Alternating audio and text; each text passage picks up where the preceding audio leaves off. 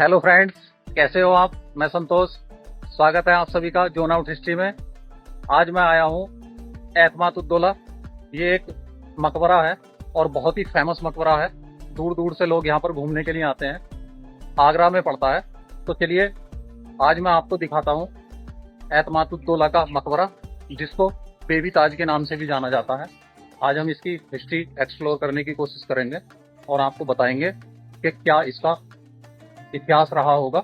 वो सब कुछ आपको बताने वाला हूँ। तो चलिए अंदर चलते हैं। इधर है टिकट काउंटर।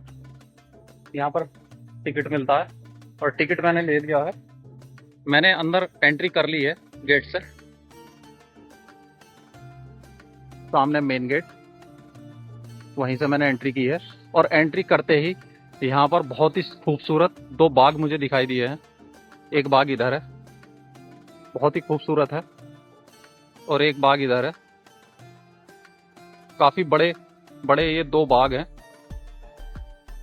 चलिए अंदर चलते हैं और आप सामने का व्यू देखिए। बिल्कुल आपको ऐसा लग रहा होगा जैसे ताजमहल, बिल्कुल ताजमहल की तर्ज पर आपको लग रहा होगा। उसी के जैसा ये बना हुआ है। उसके बारे में भी मैं बताऊंगा कि ये क्यों है उसकी तरह बना हुआ। वहां तक है और इधर वहां तक। तो चलिए आगे चलते हैं। एतमाद-उद-दौला का मकबरा है। इसको बेबी ताज क्यों कहा जाता है ये भी मैं आपको आगे चल के बताऊंगा। चलिए अब अंदर चलते हैं और इसकी हिस्ट्री बताते हैं, इसको क्यों बेबी ताजमहल कहा जाता है। अब हम एंटर हो चुके हैं एतमाद-उद-दौला के मकबरे में। सामने देखो, बिल्कुल आपको एकदम ताजमहल की तरह लग रहा होगा। और यहाँ पर बहुत बहुत दूर से देश विदेश से लोग घूमने के लिए आते हैं। काफी फेमस जगह है। एक बार आप सामने देखो, इधर बाग है और ऐसे ऐसे यहाँ पर 4 बाग है, 4 गार्डन है। पहली बाग इनको बोला जाता है और एक इधर है, देखो आप वहां तक। और इसके भी 4 एंट्री गेट हैं। एक आप उधर देखो और एक उधर। बीच में बेबी ताज और इधर है मेन एंट्री गेट। तो चलिए आगे चलते हैं और देखते हैं। वो मेन एंट्री गेट है और एक है उधर, वो देखो, वो इसकी पीछे की साइड है। वो जो आप देख रहे हैं वो पीछे की साइड है। यमुना नदी के किनारे है ये भी। उसके पीछे यमुना नदी है, वो भी मैं आपको दिखाऊंगा। चलिए आगे चलते हैं। तो फ्रेंड्स, मैं बात कर रहा था एतमाद-उद-दौला की, जिनका ये मकबरा है बेबी ताज। बहुत ही खूबसूरत है। इनके बारे में मैं आपको बताता हूँ। एतमाद-उद-दौला का जो पहला नाम था वो था मिर्जा ग्यास बेग। वो जो जहांगीर की पत्नी थी नूरजहां, उनके फादर थे, मतलब शाहजहां के नाना। उन्हीं का ये मकबरा है। तो चलिए अब इसके अंदर चलते हैं और आपको दिखाते हैं एतमाद-उद-दौला का मकबरा। अब हम इसके अंदर आ चुके हैं। आप ऊपर की डिजाइनिंग देखो, फूल पत्ती बहुत ही खूबसूरत है, लेकिन समय के साथ अब कुछ धुंधली पड़ गई। अब हम मकबरे के एकदम अंदर आ चुके हैं।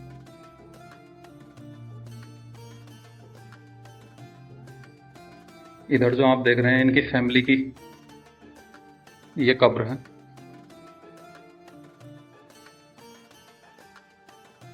और जो मेन एतमाद-उद-दौला की कब्र है वो आगे है। चलिए उधर चलते हैं।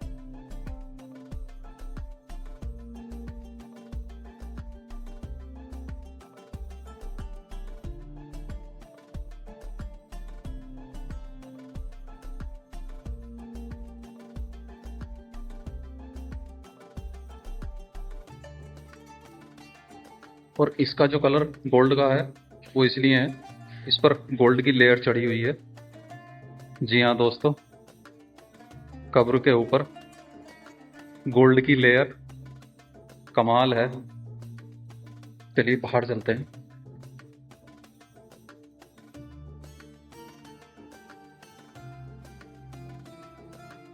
बाकी इनकी फैमिली वालों का सब कुछ है इधर।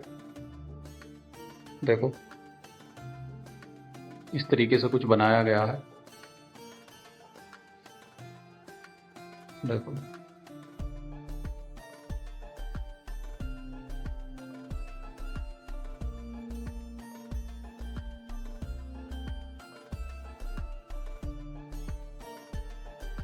क्या कमाल की खूबसूरती है, कारीगरी है।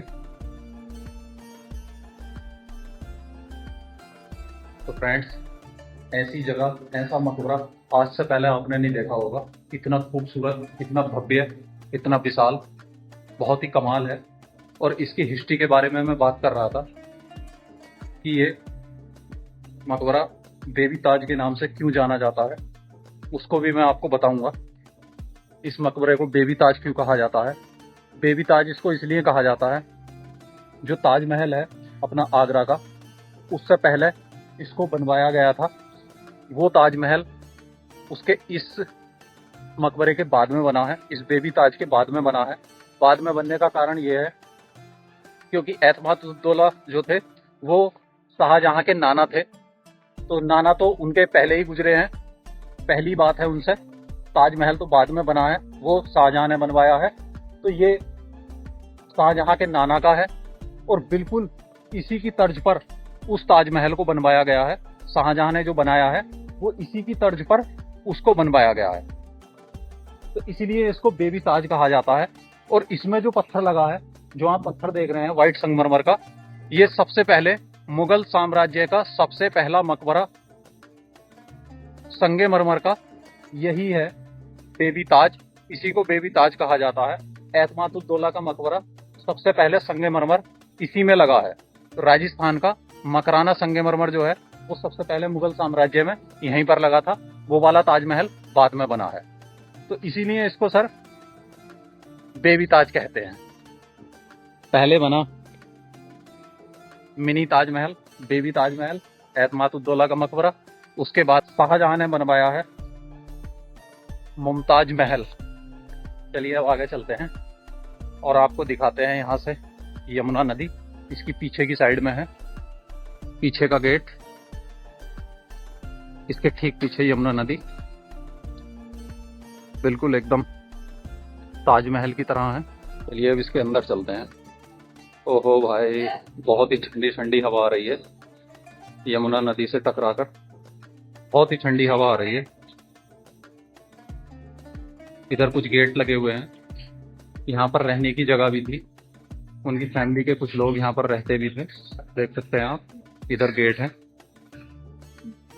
और सामने देखो यमुना नदी।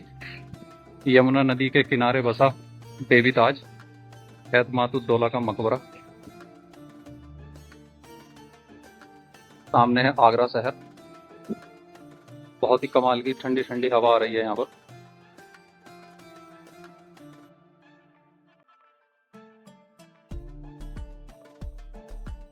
जैसे चारों कोनों पर ताजमहल के ये छतरी टाइप बनी हुई है, छतरी देख रहे हो आप, इसी तरीके से इस मकबरे के चारों तरफ भी ऐसी और 3 छतरियां हैं। बिल्कुल एकदम ताजमहल इसी की तर्ज पर बना है। इसका एरिया छोटा है और वो इससे बड़ा एरिया है।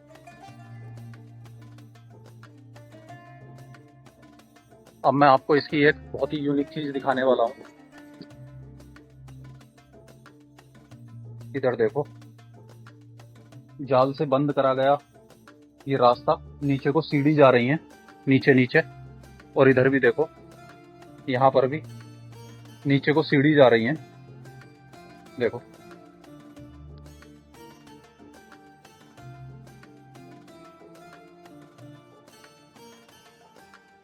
ये अंदर को जाने का रास्ता था, अब बंद कर दिया है, अंदर नहीं जा सकते। लेकिन ये किस लिए बना है, इसके अंदर जाकर यहाँ पर पानी स्टोर किया जाता था। इस यमुना नदी से पानी स्टोर किया जाता था पीने के लिए यहाँ पर। और उसके बाद में यहीं से सारा पानी मकबरे के अंदर बाकी जगह पहुंचाया जाता था। पानी के पीने की जो व्यवस्था थी वो यहीं से की जाती थी, यमुना नदी से।